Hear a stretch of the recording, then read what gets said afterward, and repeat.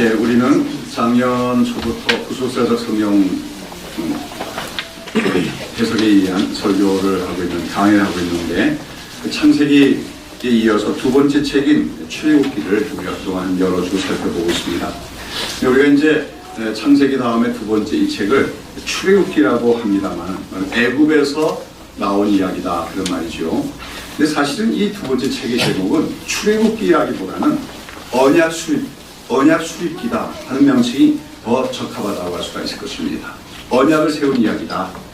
물론 이제 이 출애굽기의 처음 부분은 애굽 땅에서 노예로 살아가는 이스라엘 민족을 하나님께서 구원내신 이야기가 나옵니다만, 그 이후에 이스라엘 백성들이 신의 광야를 가다가 신의 산에서 하나님과 언약을 맺는 이야기가 사실 이 두 번째 책의 가장 중요한 핵심을 차지하고 있기 때문에 사실 언약 수립기다 하는 명칭이, 제목이 더 적합할 수가 있다는 겁니다. 이스라엘 백성들은 하나님의 은혜로 애굽 땅에서 나온 이후 목적적인 가나안 땅을 향해서 걸어가다가 그들이 애굽을 떠난 지 만 2개월 되는 그때에 1월 15일 날 출발했는데, 만 2개월째 되는 3월 15일에 그들은 시내산 앞에 도착하게 되고 거기서 장맥을 치게 됩니다. 그리고 바로 거기서 이제 이스라엘 백성은 여호와 하나님과 언약을 맺게 되는데, 이처럼 그들이 하나님과 언약을 맺는 것이야말로 하나님께서 이스라엘 애굽에서 구원해내신 목적이라고 할 수가 있습니다. 맞아, 하나님은 이스라엘 애굽에서 그들을 구원해냈습니다만 그 목적은 그들과 언약을 맺기 위함이었다고 하는 것이죠. 그런 가운데 이제 19장부터 계속해서 이제 그 언약에 관한 기록들이 쭉 나오는데, 시내산에서 언약을 맺는 의식, 또 언약에 따른 주어지는 법령으로서의 율법에 관한 그 말씀들, 그 다음에 또 언약을 맺으신 후에 하나님께서 이스라엘 백성들 가운데 임재하는 장소로서 지어질 성막에 대한 말씀들, 이런 것들이 쭉 기록되고 있어요. 그런 가운데 이제 오늘 19장에 보면은 먼저 하나님께서 이제 이스라엘과 언약 예식을 행하시기 앞서서 하나님께서 이스라엘을 구원하시고 그들을 선택하시고 구원하신 목적에 대한 하나님의 말씀이 먼저 소개되고 있습니다. 하나님께서는 왜 이스라엘을 애굽 땅에서 구원해내셨습니까? 소위 해방신학자들은 그렇게 얘기합니다. 이 세상에서 억압받는 약자들을 그 강한 자의 손에서 구원해내는 것이 하나님의 뜻이다.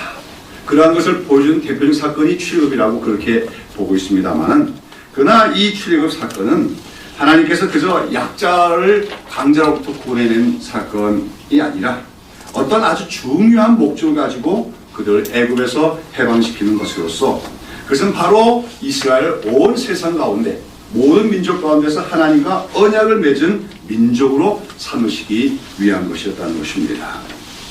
우리가 창세기에서 이미 살펴봤듯이 우리 인류의 조상인 아담이 하나님께 범죄하여 타락한 이후 모든 인류는 다 타락하게 되었는데, 그러한 하나님께서는 타락한 인류를 구원해내시는 귀한 계획을 세우시는 가운데 아브라함이라고 하는 한 사람을 먼저 부르십니다. 그리고 그와 언약을 맺으시고 장차 그의 후손들을 하나님의 백성으로 삼으시겠다고 약속하셨습니다. 그리고 아브라함과 그 후손들로 말미암아 이 땅의 모든 민족들이 복을 받게 될 것이다.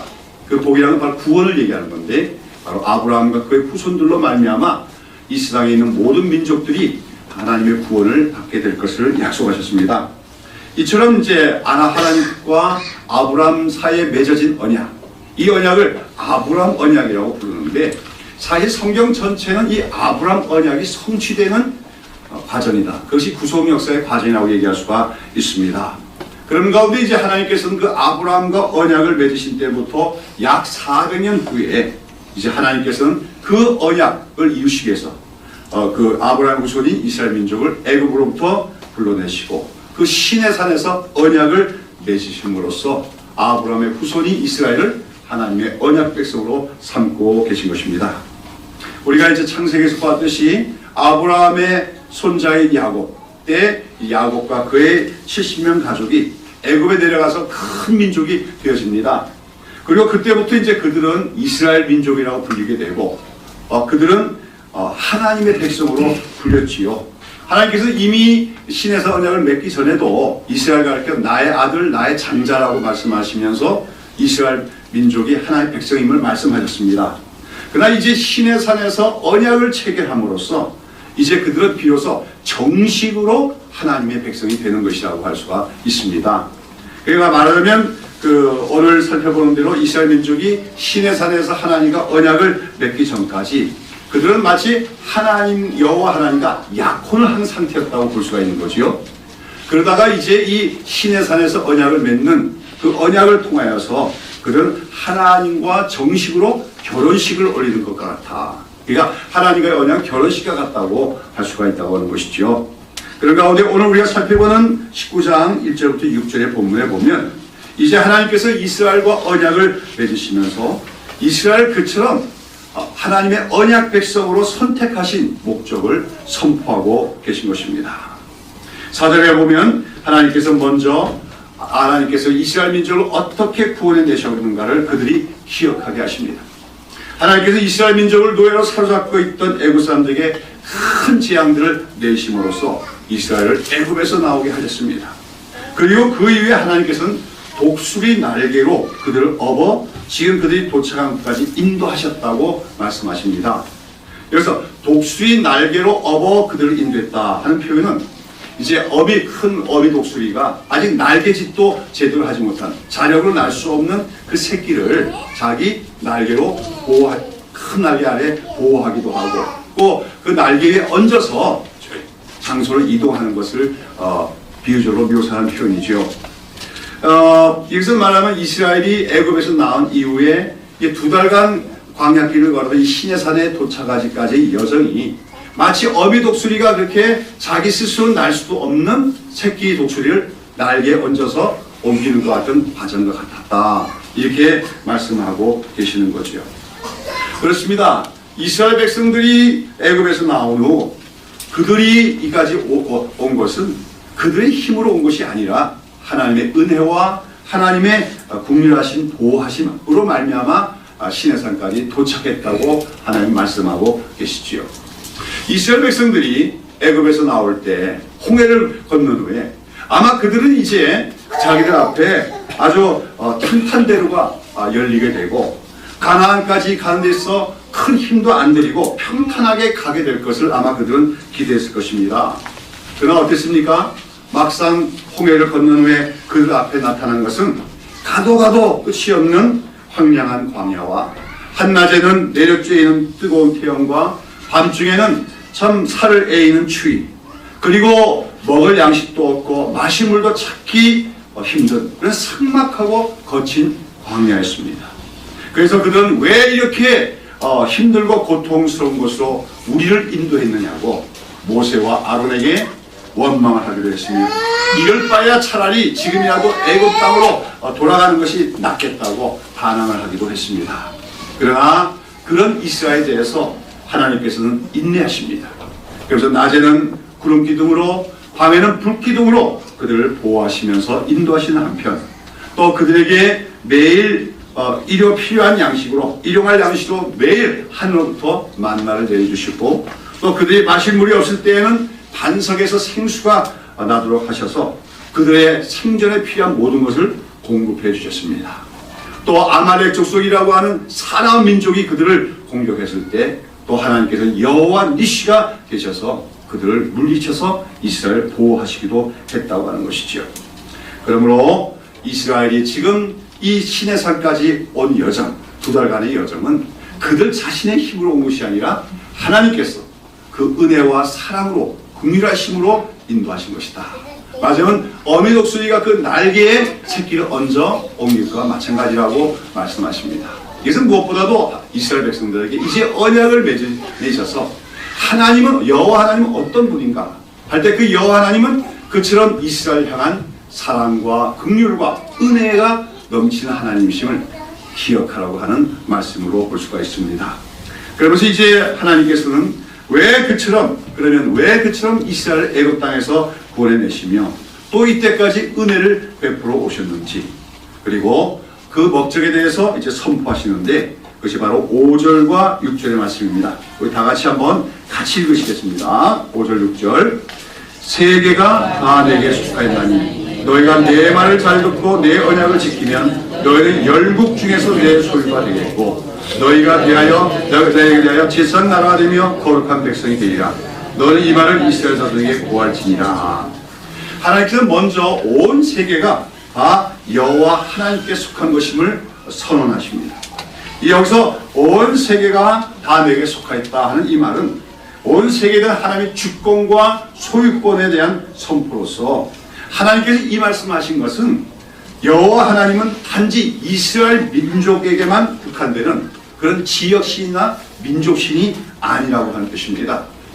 고대 중동 지방, 근동 지방에서는 모든 민족들이 자기들마다 섬기는 신이 있었는데 그런 신을 뭐라 하면 로컬 가드, 지역신 또는 내셔널 가드, 민족신이라고 부릅니다. 그래서 이제 그 신은 자기들 민족이 거주하는 지역에 존재하고 그러면서 자기 민족만 돌아보는 자기 민족만의 신으로 여겼는데 여호와 하나님은 비록 이스라엘의 하나님이라고 불리우지만 그러나 결코 이스라엘 민족에게만 주권을 행사하는 분이 아니라 전 세계, 온 세상 모든 민족에 대한 주권을 갖고 계시며 소유권을 갖고 계신 그런 초월적인 하나님이시다 하는 것을 하나님은 말씀하고 계신 것입니다.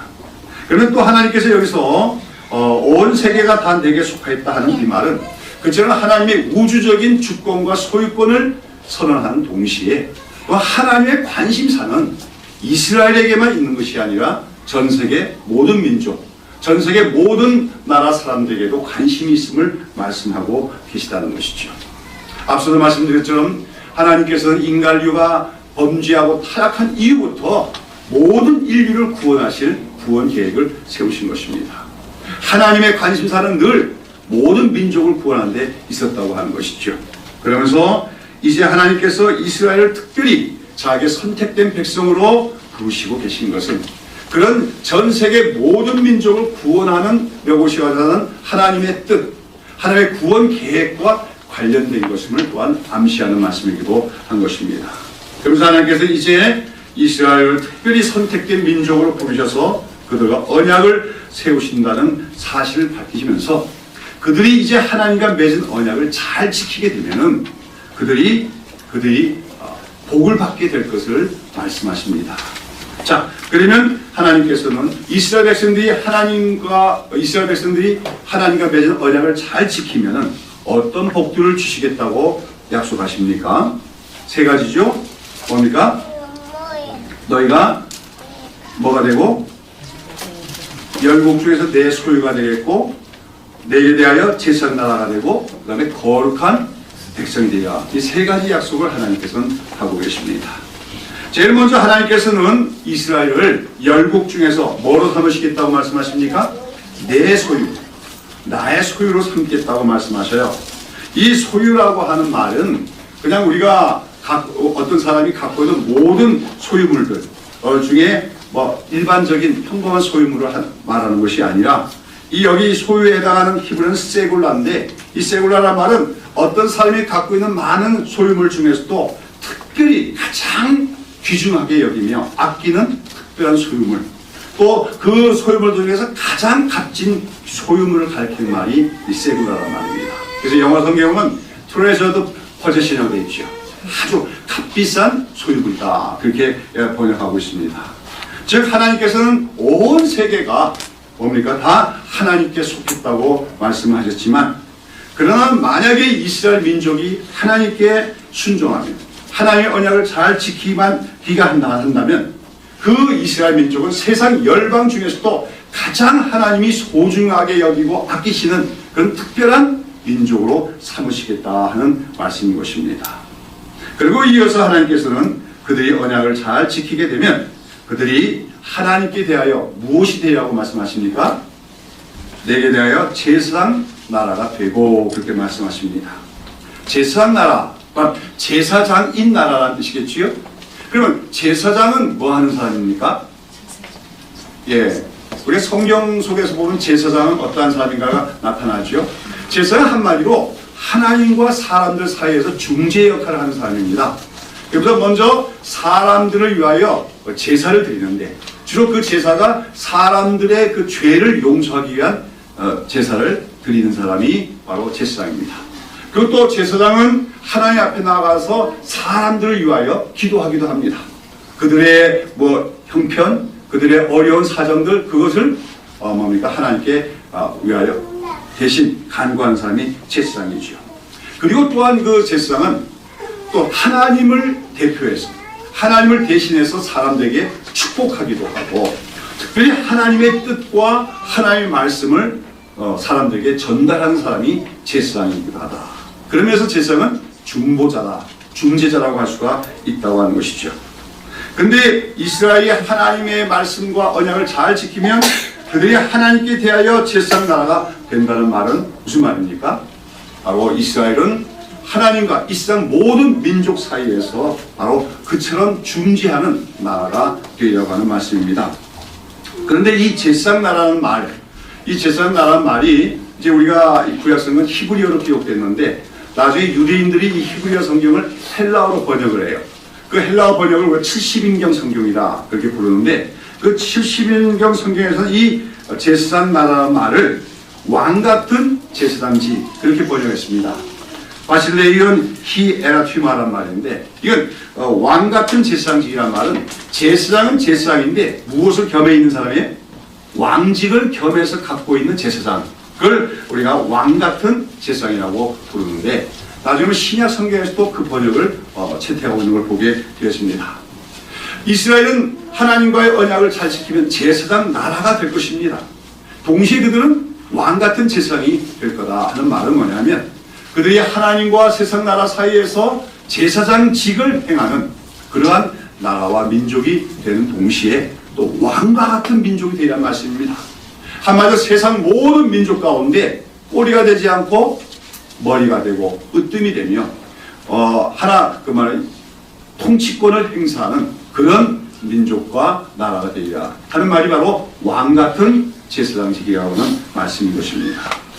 한마디로 하나님께서 이제 이스라엘이 내게 대하여 제사장 나라가 되리라 하는 이 말은 이스라엘이 하나님과의 언약에 충실할 때 세상 속에서 하나님의 영광을 나타내는 존귀한 나라가 되어지며 하나님의 그 구원 계획을 이루는 데 쓰임받는 도구가 되리라고 하는 말씀입니다. 여러분, 참 한때는 애굽에서 노예 생활을 하고 있었던 비천한 민족인 이스라엘이 이처럼 이런 제사장 나라가 된다는 것은 얼마나 영광스러운 일입니까? 하나님께서는 이스라엘을 바로 그런 제사장 나라로 삼으시기 위해서 애굽에서 구원해내셨으며 또 이때까지 광야길에서도 인도하고 보호해 주셨다고 하는 것입니다. 그런데 이처럼 여기서 하나님께서 이스라엘이 제사장 나라가 되리라 하는 이 약속은 일찍 이제 하나님께서 아브라함과 언약을 맺으시면서 주셨던 약속, 즉 땅의 모든 족속이 너로 말미암아 복을 받을 것이냐 하는 창세기 12장 3장에 나오는 약속과 일맥상통하는 약속입니다. 하나님 그때 아브라함으로 말미암아 세상 땅의 모든 민족이 복을 받을 것이라고 했는데, 이제 그걸 좀 더 구체화시켜서 아브라함의 후손이 이스라엘 민족이 제사장 나라가 될 때 바로 그들로 말미암아 세상 모든 민족들도 하나님 복을 받게 되고 하나님의 구원에 이르게 되는 그 복의 통로로 쓰임 받게 될 것을 말씀하셨단 말에서 바로 이 이스라엘이 제사장 나라가 된다는 말은 아브라함 언약, 즉 아브라함 언약의 성취라고 할 수가 있다는 것이죠. 우리는 오늘 여기 본문 말씀 속에서 너희가 내게 온 세계가 내게 속하였는데 그런 가운데 너희가 내게 대하여 제사장 나라가 되리라 하는 이 말씀 속에서 우리는 먼저 이 세상 모든 민족에 대한 하나님의 깊은 관심을 발견해야 할 수 있어야 됩니다. 하나님께서는 아브라함의 후손인 이스라엘 민족에게 특별한 은혜를 주셔서 그들을 애굽에서 구원해내셨습니다. 그런데 하나님께서 이스라엘을 그처럼 선택하신 것은 이스라엘 민족만 구원하시려고 하는 것이 아니라 그들을 말하면 전 세계 모든 민족을 구원하는 도구로 사용하시고자 하셨다는 것이죠. 그래서 우리는 이러한 이스라엘 선택을 어떤 선택이라고 말하시면 도구적 선택이다 그렇게 표현할 수가 있는 것입니다. 이스라엘만 구원하시는 것이 아니라 이스라엘 통하여 다른 민족들도 구원을 얻게 하시려고 하신다. 그러면서 이스라엘 하나님의 구원 계획의 도구다. 그러면서 이스라엘 선택을 도구적 선택이라고 할 수가 있다는 것이죠. 그러므로 이제 이스라엘은 하나님과 언약을 맺은 후에 자기들이 바로 그러한 하나님의 구원 계획을 이루기 위한 도구로서 부름받은 제사장 나라임을 늘 인식해야만 합니다. 그러면서 모든 나라와 민족들에게 하나님을 드러내며 하나님의 말씀을 선포하며 하나님의 영광을 나타내는 일을 통해서 모든 나라와 하나님 사이를 중재해서 그 모든 민족을 하나님께 인도하고 그 모든 민족들도 하나님을 알도록 해서 구원받게 하는 그런 사명을 갖고 있는 민족이 이스라엘이다 하는 것을 늘 그들은 인식해야만 한다는 것입니다. 자, 그런데 우리가 이제 쭉 이제 구속사 성경을 우리가 읽어 나가겠습니다만은 성경을 쭉 읽어보면 근데 이 혈통적인 이스라엘, 아브라함의 후손이라고 하는 이 혈통적 이스라엘은 이런 자로서의 사명을 감당을 합니까? 못합니까? 못하고 만다는 것이 구약 역사가 우리에게 말해주고 있는 것이죠.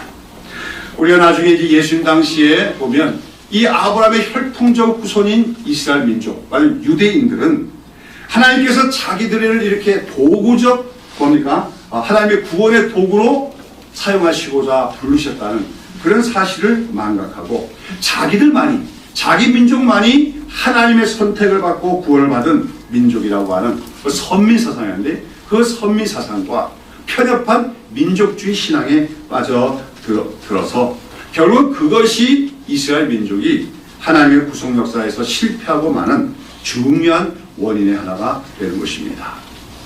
하나님이 부신 사명을 망각하면 망할 수밖에 없다는 거예요.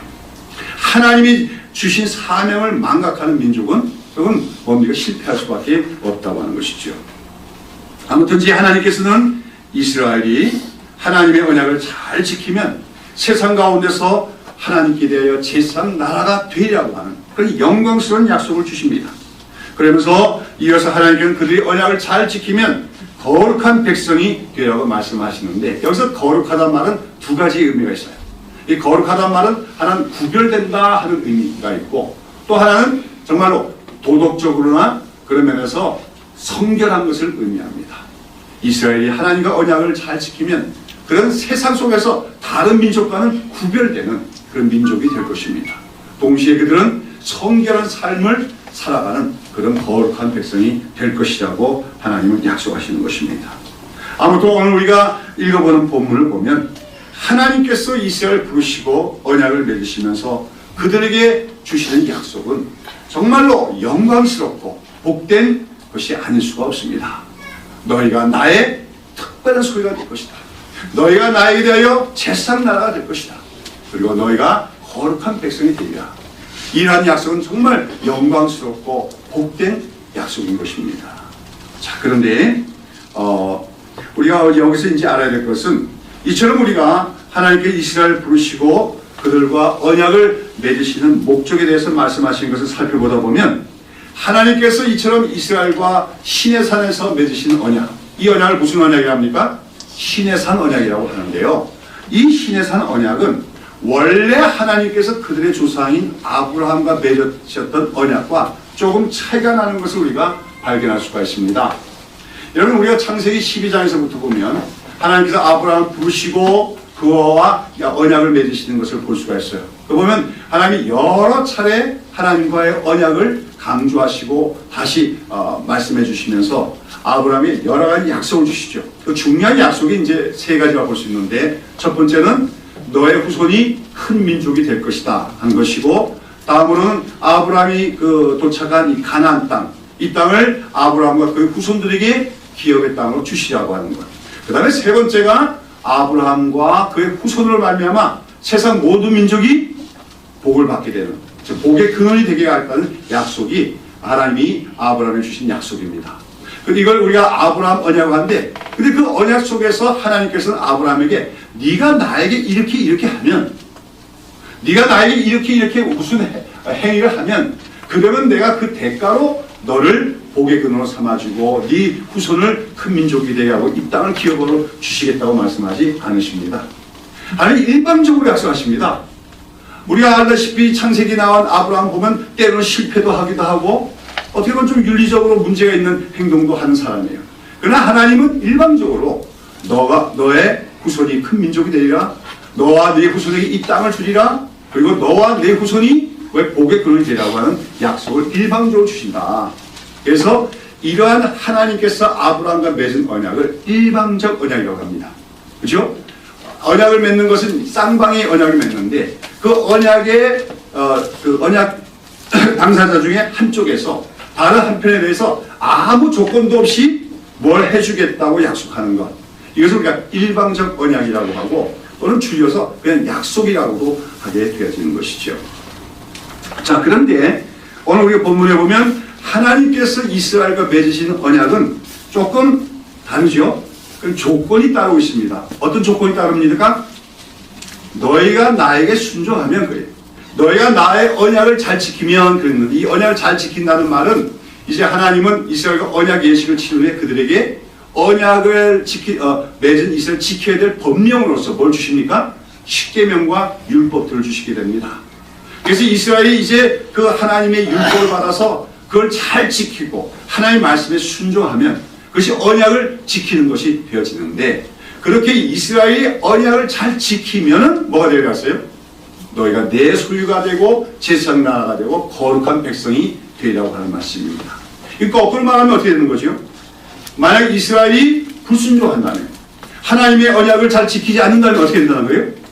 하나님의 특별한 소유, 하나님의 제사장 나라가 되지 못하리라. 그런 자격을 상실하고 말리라고 하는 조건이 붙어있는 것입니다. 그래서 이러한 조건이 붙어있는 언약을 우리가 쌍방 언약 또는 쌍방 계약이라고 부르게 되는데, 신해산 언약은 그런 쌍방 계약에 속하는 것이라고 하는 것이죠. 그런데 아까도 말씀드린 것처럼 우리가 구약 역사를 살펴보면 이 아브라함의 혈통적인 후손인 이스라엘, 다시 말해서 육적인 이스라엘, 그들은 이러한 하나님의 부르심과 부응하지 못합니다. 하나님께서는 이스라엘 백성들에게 맺으신 언약에 따른 법, 율법들을 주시만 그들은 그 하나님의 율법과 하나님의 말씀에 불순종함으로써 선택된 백성과 나라로서의 특권을 상실하고 마는 것이죠. 왜 그러면 그들이 그렇게 영광스러운 부르심을 받고서도 그 언약을 지키지 못하고 실패하고 마는가? 이것은 이제 제가 다음에 또 말씀을 드리게 될 것입니다. 결국은 이스라엘은 실패하고 만나 그러죠. 자, 그러면 이스라엘이 이렇게 하나님과의 언약을 세웠지만 그 언약을 지키지 못한다고 한다면, 하나님께서 이 세상 가운데서 어떤 민족을 제사장 나라로 삼으셔서 그들을 통해서 세상 모든 민족을 구원하시려고 하는 하나님의 구원 계획은 어떻게 되는 것입니까? 이스라엘의 실패로 말미암아 그런 하나님의 구원 계획도 실패로 돌아가고 마는 것입니까? 아니죠. 바로 이제 신약 성경은 그런 하나님께서는 육적인 이스라엘의 실패에도 불구하고 그러한 제사장 나라 또 왕 같은 제사장의 신분을 계승할 또 다른 이스라엘, 새로운 이스라엘을 예비하심으로써 인류를 향한 당신의 구원 계획을 실현해 나가시게 됩니다. 그리고 그처럼 혈통적인 이스라엘을 대신해서 왕 같은 제사장의 직분을 얻게 되는 사람들이 있는데, 그것이 누굽니까? 바로 신약 시대에 우리 그리스도를 말미암아 구원을 받은 우리 그리스도인들과 교회가 바로 그 제사장 나라 또는 왕 같은 제사장임을 성경은 말하고 있는 것입니다. 자, 우리 다 같이 신약 성경의 베드로전서 2장 9절과 10절을 읽어보도록 하겠습니다. 베드로전서 2장 9절부터 10절 다 같이 함께 읽겠습니다. 오직 너희는 택하신 족속이요 왕같은 제사장들이요 거룩한 나라요 그의 부족된 백성이, 이는 너희를 어두운 데서 불러내어 그의 기이한 빛에 들어가게 하신 자의 아름다운 덕을 선전하게 하려 하심이라. 너희가 전에는 백성이 아니더니 이제는 하나님의 백성이요 전에는 국류를 얻지 못하였더니 이제는 국류를 얻은 자니라. 자, 여기서 너희는 누구를 말하는 것입니까?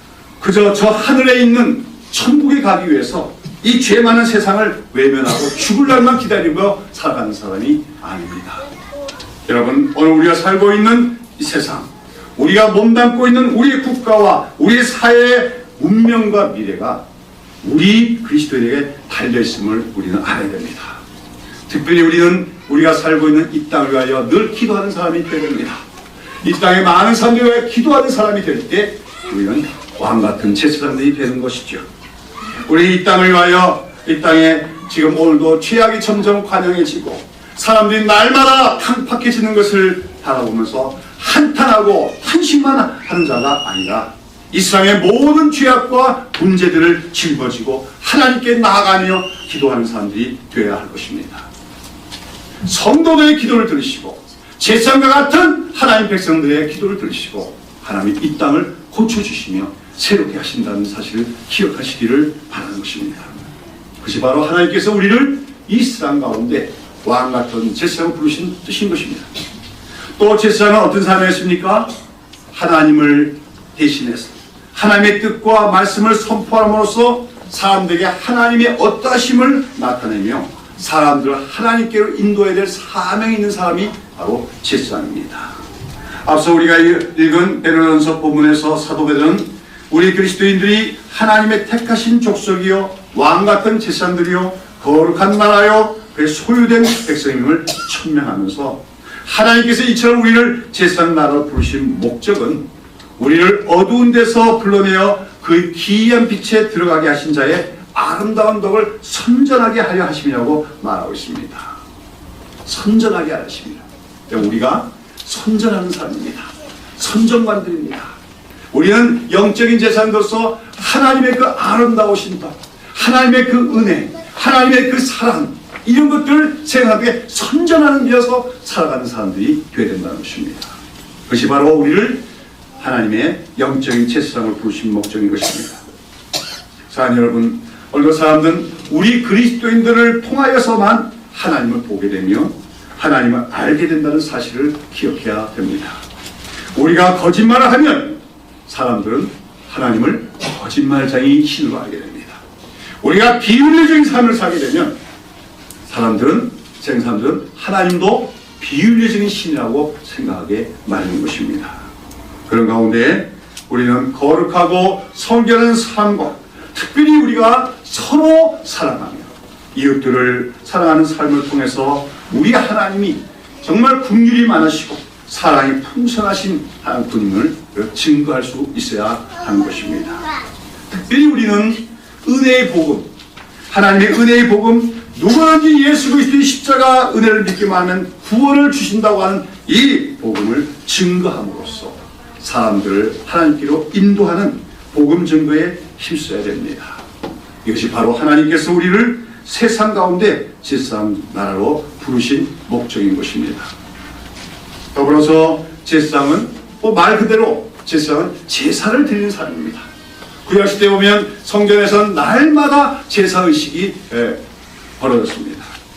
그런데 우리의 이 신약시대의 제사장인 우리 그리스도인들은 어떻게 제사를 드립니까? 우리는 더 이상 구약시대의 성전에서 행하던 예식처럼 짐승을 잡아서 그 피로 제사를 드리는 그런 제사를 행치 않습니다. 우리가 이제 이 신약시대의 영적인 제사장으로 드려야 될 제사는 우리 몸을, 우리 자신을 하나님께 드리는 산제사를 하나님께 드리는 사람들이 되어야 되는 것입니다. 로마서 12장 1절에서 사도 바울은 이렇게 말합니다. 그러므로 형제들아 내가 하나님의 모든 자비하심으로 너희를 권하노니 너희 몸을 하나님이 기뻐하시는 거룩한 산제사로 드리라. 이는 너희에 드릴 영적 예배니라고 했습니다. 오늘 우리는 더 이상 짐승의 피로 어떤 의식을 따라 제사 드리는 자가 아니라 우리의 몸이라는 건 우리의 삶 전체, 우리의 인격 전체를 하나님께 날마다 드리는 그런 산제사를 드리는 영적인 제사장들이 되어야 된다는 것이죠. 그럼 구체적으로 우리가 그런 영적인 산제사를 어떻게 드릴 것인가? 그 대답이 바로 로마서 12장 1절 그 다음에 나온 2절에 나옵니다. 사도 바울은 2절에서 이렇게 말합니다. 너희는 이 세대를 본받지 말고 오직 마음을 새롭게 함으로 변화를 받아 하나님의 선하시고 기뻐하시고 온전하신 뜻이 무엇인지 분별하라고 하십니다. 그렇습니다. 우리는 하나님의 제사장으로서 이 세상의 정신, 우리가 살고 있는 이 타락한 세상은 세상 정신이 있습니다. 이 세상 정신을 따라가거나 우리가 살아가고 있는 시대의 조류와 유행을 따라서 살아가는 사람들이 아니라 모든 일에서 하나님이 기뻐하신 뜻이 무엇일까? 그것을 분별해내고 그 하나님의 기뻐하신 뜻대로 살아가기 힘쓰는 사람이 되어질 때 그것이 우리가 바로 하나님께 산제사를 드리는 영적 제사가 될 수가 있는 것입니다. 가정에서도 직장에서도 하나님은 여기에 대해서 어떤 것을 기뻐하실까? 하나님이 기뻐하시는 우리의 삶은 어떤 것일까?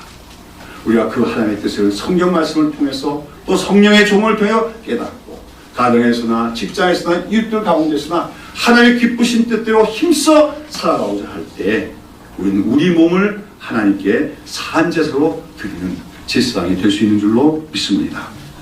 다음으로 우리는 기억해야 됩니다. 제사장 나라란 말은 또 왕같은 제사장과 같은 말이겠죠. 그러면서 왕같은 제사장의 말은 제사장인 동시에 왕인 사람을 가리키는 말이겠습니다. 그렇습니다. 우리 그리스도인은 세상 속에서 하나님과 세상 사이에 중재하는 제사장인 동시에 이 세상을 다신 왕이한 사실을 기억해야 될 줄로 믿습니다. 여러분, 오늘 여러분은 왕이십니까? 왕처럼 살고 계십니까? 왕시성을 가져야 왕이 아니라 우리 그리스도인은 모두가 다 왕같은 하나님의 백성임을 우리가 기억해야 돼요. 사람들은 얘기할 거예요. 뭐 나는 왕같지가 않은데, 난 돈도 없고 권력도 없는데 오히려 다른 사람들에게 내가 짓눌리고 있는데 이 사람은 성경을 아직 깨닫지 못한 사람이에요. 우리는 오늘 우리가 왕이라고 하는 것은 왜 세상 사람들은 왕이라고 할 때 뭘 생각합니까? 힘과 권력, 특별히 그걸 통해 다른 사람을 지배할 수 있는 걸 왕이라고 생각할지 몰라도 오늘 우리 그리스도인들이 왕이라고 하는 것은 우리가 하나님의 진리를, 이 거짓된 세상에서 진리를 선포하며 더불어서 특별히 우리가 사랑으로서 다른 사람을 섬길 때 그것이 바로 왕으로 살아가는 것임을 깨달아야 할 줄로 믿습니다. 왜 그렇습니까? 왕의 왕은 우리 예수 그리스도십니다. 진정한 세상의 왕은 예수 그리스도인데 그리스도께서 이 땅에 오셔서 어떻게 사셨습니까? 진리의 말씀을 따라 사셨습니다. 진리를 선포하는 삶을 사셨습니다. 그러면서도 예수님은 가장 약한 자들, 가장 가난한 자들, 그들을 섬기는 삶을 사셨습니다. 끝내는 그 사랑을 실천하기 위해서 십자가에서 죽으시기까지 했습니다. 바로 그런 왕이신 예수 그리스도의 삶을 따라가는 것, 쫓아가는 것이야말로 우리가 오늘 이 땅 위에서 살아가면서 왕처럼 살아가는 것임을 기억해야 될 줄로 믿는 것입니다. 오늘도 기독교 안에 어떤 자들은 기독교인들도 출세하고 권력을 가져야 되고 부자가 되어야 왕같이 살 수 있는 것이다, 그렇게 주장을 하고 있습니다만 그건 성경적 사상이 아닙니다. 세속화된 그런 세상 사상에 불과한 것입니다. 오늘 우리는 비록 환난과 고난과 궁핍 가운데 있을지라도 우리가 진리의 말씀을 따라가며 살아가며 진리를 사람들에게 증거하며 특히 사랑으로서 다른 사람을 섬길 때 우리야말로 세상을 그리스도와 함께 통치하는 왕과 같은 존재임을 기억해야 될 줄로 믿는 것입니다. 여러분, 초대교회 성도들이 그랬습니다. 그들은 세상의 왕이나 권력자들에게 핍박을 받으며 고난을 받기도 했습니다만 그런 고난 가운데서도 자기들이 하나님의 부르심을 받은 영적인 제사장들이며 또한 진리와 사랑을 따라 사는 삶을 통하여 그리스도의 통치에 지금 참여하고 있는 자다 하는 그런 확신과 자부심을 갖고 살았다고 하는 것입니다. 우리 다 같이 요한계시록 1장의 4절부터 6절을 한번 찾아보시기 바랍니다. 요한계시록 1장 4절부터 6절 다 같이 함께 읽어보겠습니다. 시작. 요한은 아시아에 있는 7교회에 편지하노니 이제도 계시고 전에도 계시고 장차 오실 이와 그 보좌과 7명과 또 충성된 증인으로 죽은 자들 가운데서 먼저 나시고 땅의 임금들의 머리가 되신 예수 그리스도로 말미암아 은혜와 평강이 너에게 있기를 원하노라. 우리를 사랑하사 그의 피로 우리 죄에서 우리를 해방하시고 그 아버지 하나님을 위하여 우리를 나라와 질서로 삼으신 그에게 영광과 능력이 세세토록 있기를 원하노라. 아멘.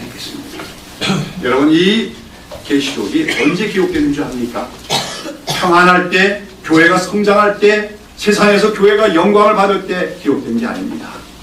로마 제국에 의해서, 그 악랄한 로마 제국에서 핍박을 받고 고난을 받을 때 기록된 성경이 요한계시록입니다. 그러나 여기서 사도 요한은 뭐라고 합니까? 그 당시 고난받는 그 핍박 가운데 있는 교회들 향하여 우리 예수님이 모든 임금들의 머리가 되심을 선포하는 동시에 우리의 그리스도는 바로 예수 그리스도의 피로 말하며 죄에서 해방된 자요, 하나님 아버지를 위하여 나라와 제상으로 삼으신 자들임을 선포하고 있습니다. 세상 사람들이 볼 때 기독교인은 약한 자들일지 모릅니다. 세상 사람들이 볼 때 기독교인은 뭡니까? 아무런 권력이 없는 자일지 모릅니다. 그러나 우리가 그리스도와 연합된 자로서 그리스도의 진리를 선포해 나가고 세상을 위하여 기도하며, 또한 우리가 그리스도를 본받아 진리와 사랑으로 세상을 섬기며 살아갈 때 우리가 바로 지상과 왕임을 기억하라고 성경은 얘기하고 있습니다. 사랑하는 여러분, 오늘 우리가 이 세상에 살아가는 현실 여건이 어떠할지라도 우리가 거룩한 백성이요 왕같은 제사장님을 결코 잊어서는 안 될 줄로 믿습니다. 그리고 우리는 그리스도 예수의 피로 구속하시고 제사장과 왕으로 삼아주신 하나님께 늘 감사와 찬송을 드리면서 자부심을 갖고 살아가는 여러분 되시기를 바랍니다. 우리는 왕같은 제사장이다.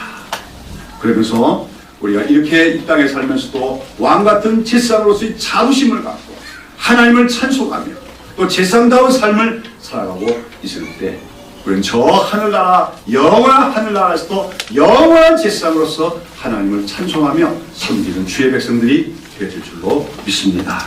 이제 다시 한번 우리 아까 읽은 요한계시록 1장 4절부터 6절 말씀을 다시 한번 우리 한 목소리로 크게 낭독함으로써 오늘 말씀을 마치도록 하겠습니다. 요한은 아시아에 있는 7교회에 편지하노니 이제도 계시고 전에도 계시고 장차 오실 이와 그 보좌 앞에 7영과 또 충성된 증인으로 죽은 자들 가운데 먼저 다시고 땅의 임금들의 머리가 되신 예수 그리스도를 말미암아 은혜와 평강이 너희에게 있기를 원하노라. 우리를 사랑하사 그의 피로 우리 죄에서 우리를 해방하시고 그 아버지 하나님을 위하여 우리를 나라와 제사장으로 삼으신 그에게 영광과 능력이 세세토록 있기를 원하노라. 아멘. 기도하겠습니다.